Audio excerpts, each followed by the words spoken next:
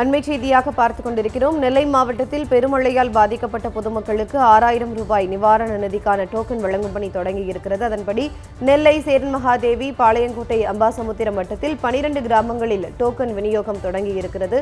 இதுகுறித்த கூடுதல் விவரங்களை எமது செய்தியாளர் திருமலைக்குமாரிடம் கேட்கலாம். வணக்கம் திருமலைக்குமார், இதுகுறித்த கூடுதல் விவரங்களை பதிவு செய்யுங்க.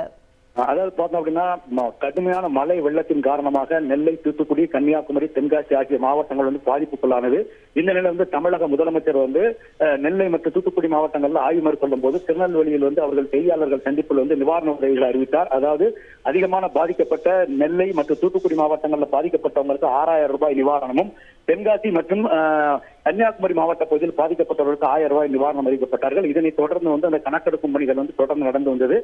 நெல்லை மாவட்டத்தை பொறுத்தவரை பாளையங்கோட்டை, திருநெல்வேலி, சேரன்மகாதேவி ஆகிய மூன்று வட்டங்களிலும் முழு அளவிலும், அதே போன்று அம்பாசமுத்திரம் வட்டத்தில் 12 வருவாய் கிராமங்களும் தற்போது கணக்கிடப்பட்டுள்ளது.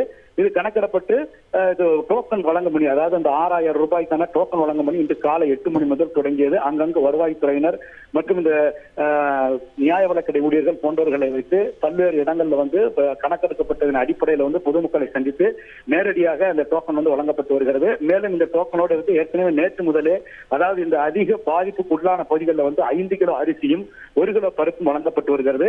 மேலும் இன்று இந்த கணக்கெடுப்புப்படி டோக்கன் வழங்கப்பட்ட ஒரு நிலையில அந்த 6000 நிவாரண உதவிக்கான டோக்கன் வழங்கக்கூடிய சூழ்நிலையில் அவர்களிடத்திலேயே 5 கிலோ அரிசிக்கும் 1 கிலோ பருப்புக்கான டோக்கனும் கொடுத்துக்கிட்டு இருக்காங்க.